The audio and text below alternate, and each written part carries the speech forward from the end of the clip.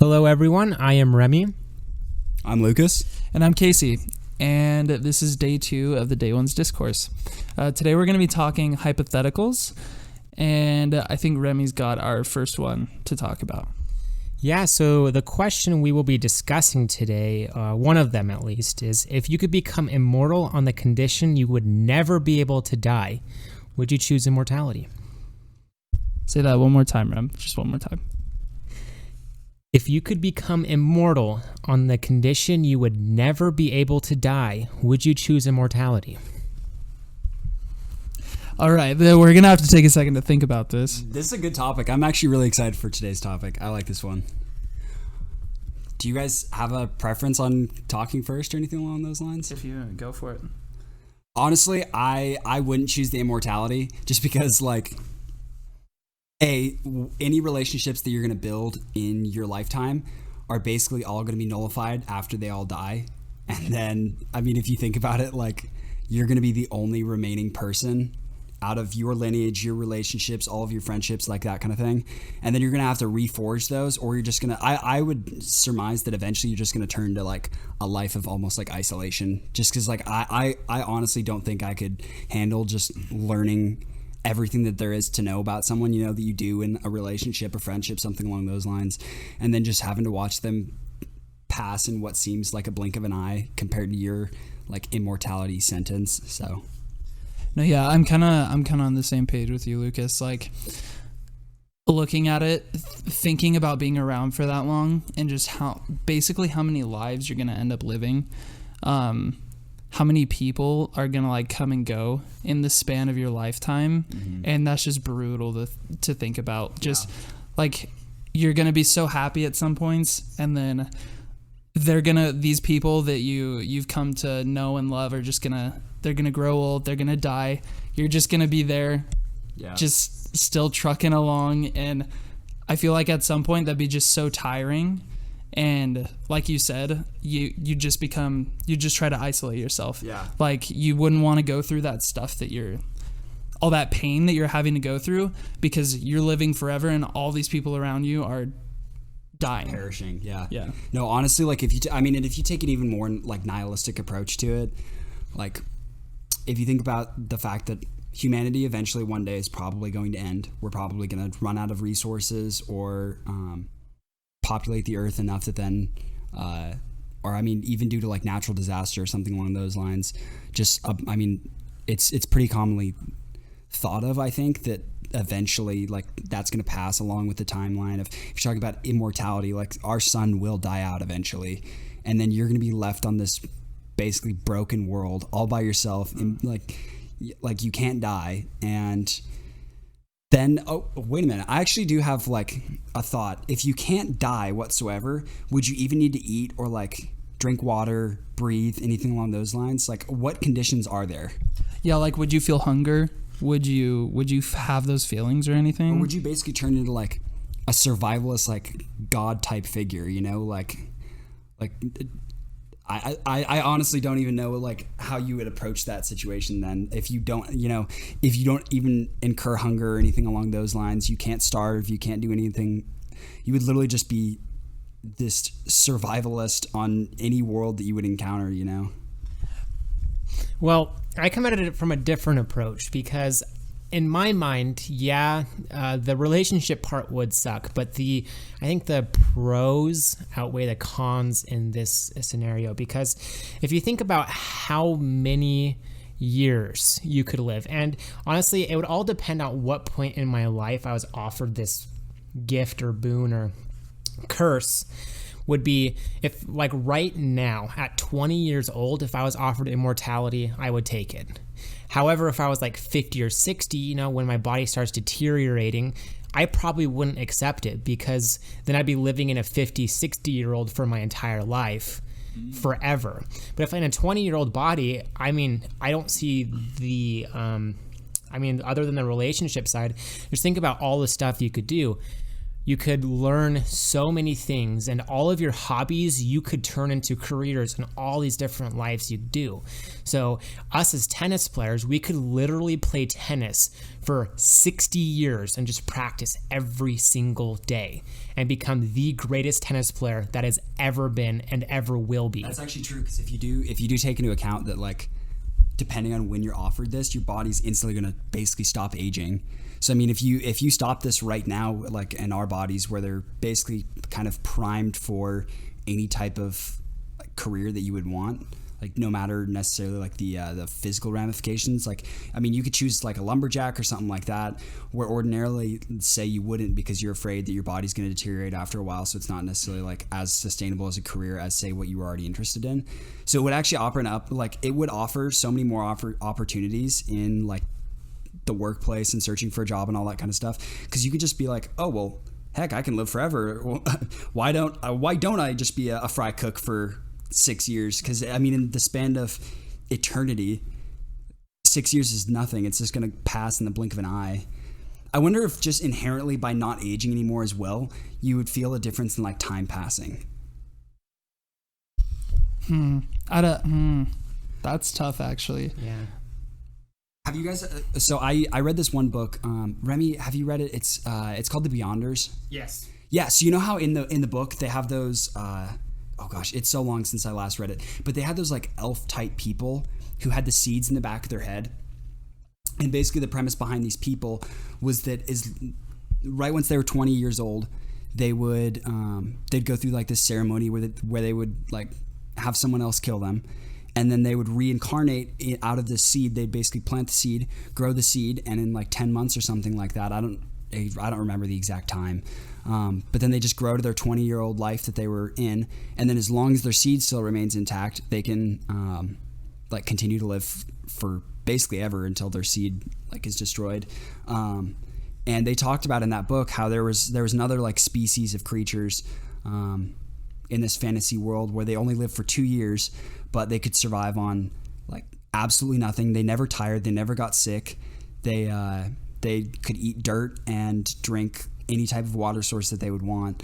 And they talked about how in the book, the 2 years to them seems like this huge long lifetime for the people. Like it's more than enough. However, for those like seed elf people, that the 2 years feels like, you know, the blink of an eye. Like, would it actually affect your perception of time to be granted this like immortality? Well, I think it would. I think you would. Well, first of all, if you were immortal, you wouldn't need to sleep. So already you have 1/3 more life than anyone else does, because you would have 24 hours in a day where most people have 16. Some people have 20, some people have less.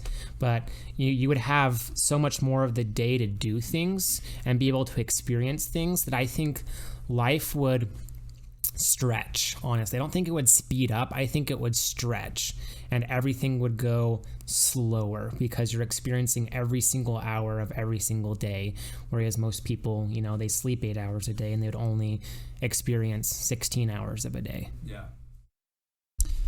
So kind of staying on this topic and transitioning a little bit. So say that you did get this power, like to become immortal, like you were offered this. What would you change anything that you were doing currently, or would you want to keep living this life that you have right now? Would you want to like go and do some crazier things, or would you want to like us right now, would we want to stay in college, or would we want to go off and basically do anything? Like, what would you want to do?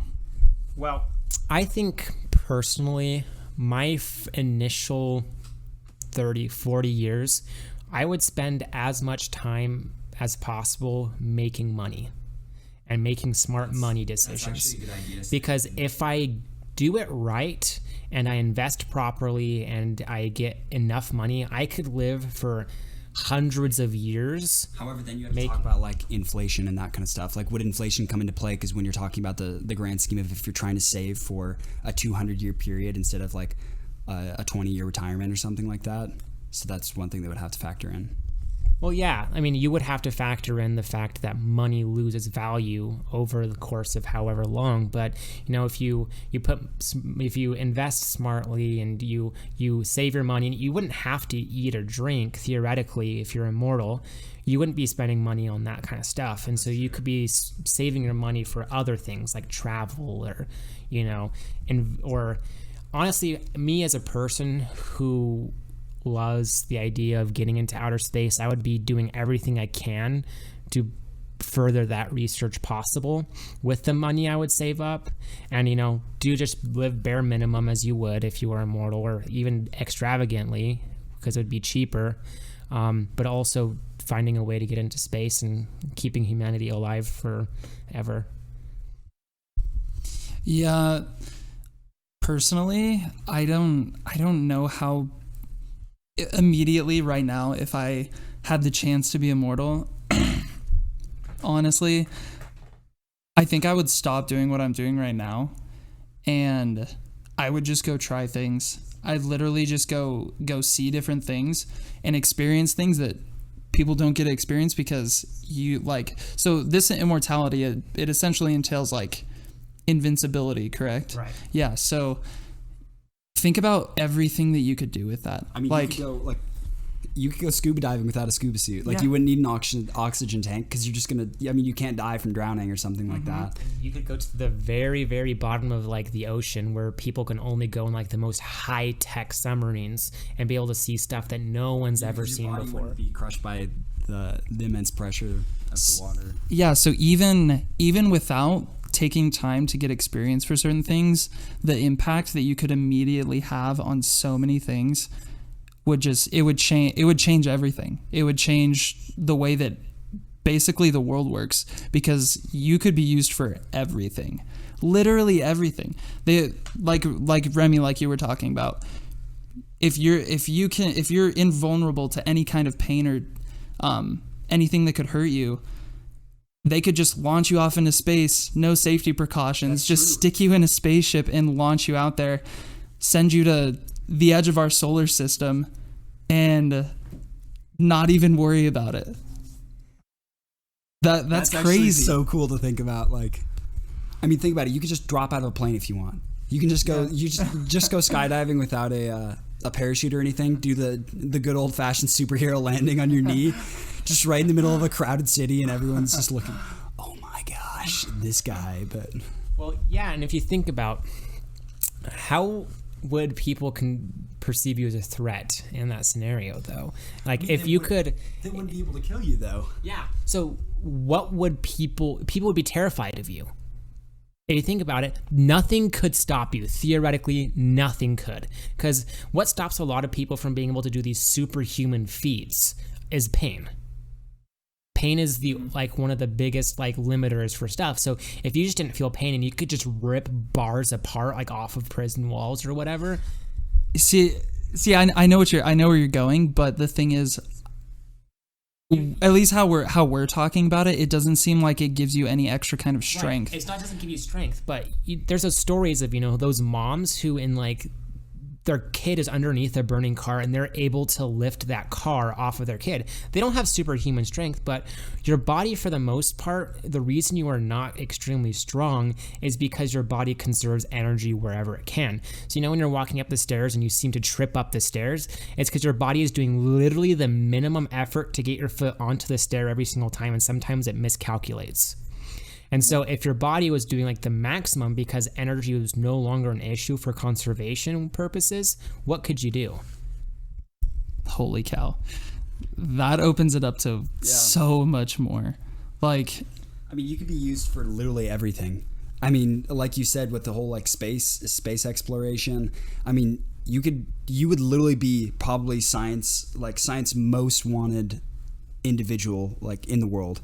You become more valuable than a late Stephen Hawking or something along those lines, because you could literally collect data that they wouldn't be able to collect otherwise.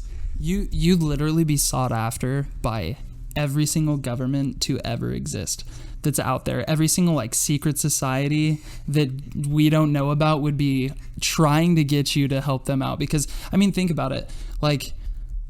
there's wars going on right now. Imagine how many people would want you to go and basically be a mercenary.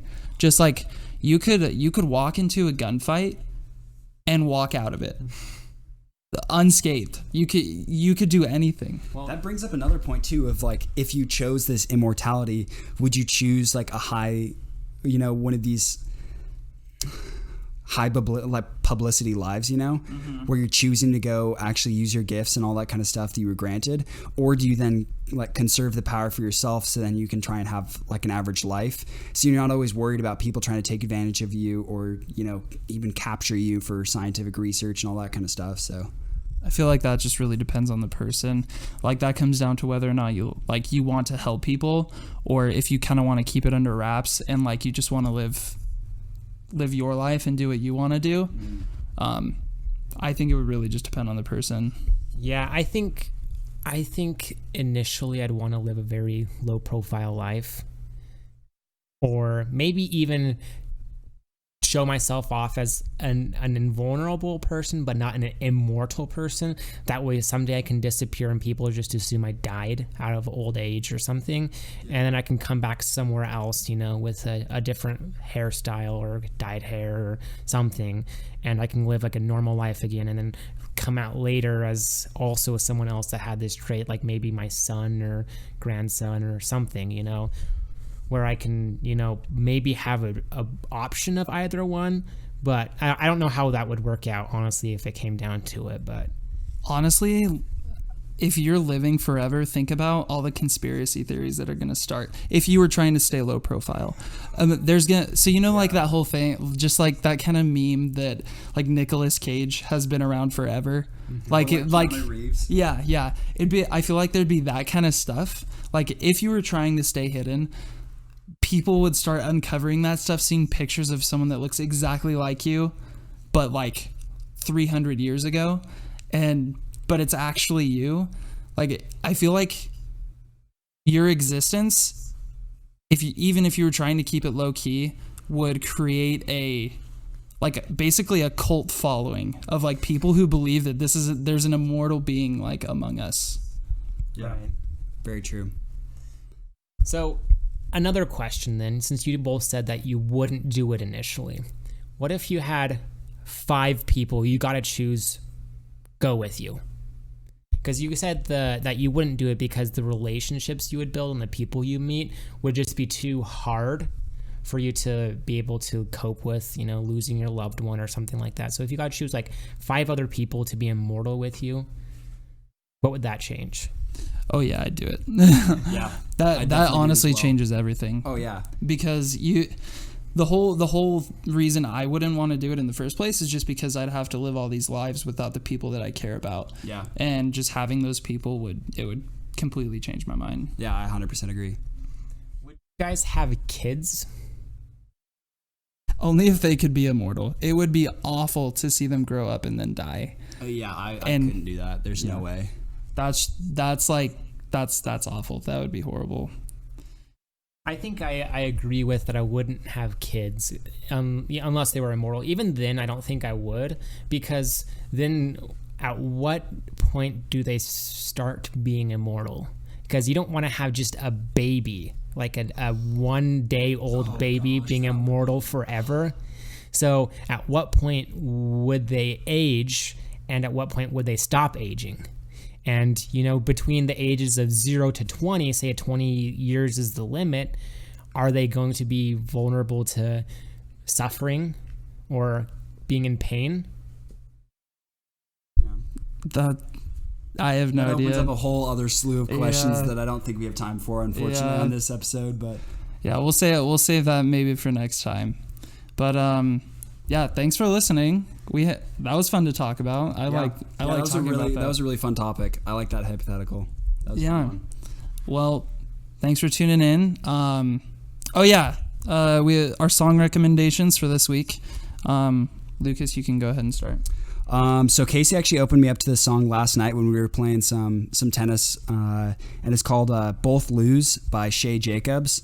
Not typically what I would say normally recommend. However, it's still what I would consider to be a banger. So, yeah. All right, Remy.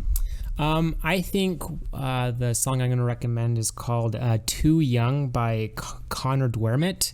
And it's just a really smooth, fun song about, life as a youth and being too young to know love and stuff. And I think it really fits in with the topic we talked about today about being immortal and, are we too young to be making these decisions or, just a fun song for the topic as well. I'm going to throw in an OG song for me. Another Day in Paradise by Quinn 92. Quinn 92 is by far among us three one of our favorite artists, if not our favorite artist. The favorite artist in my mind, at least. But that was the first song I ever heard by him, and I instantly fell in love. And he has so much more music, but it's all amazing. So, yeah. Yeah, good song recommendations today, boys. Awesome. Yeah, so if you have time, feel free to follow us on Facebook or Instagram at the Day Ones Discourse, and on Twitter at the Day Ones Disc. And that's about it. Yeah. See you guys later. Thanks for listening. Yep. Thank you. Bye-bye. See ya.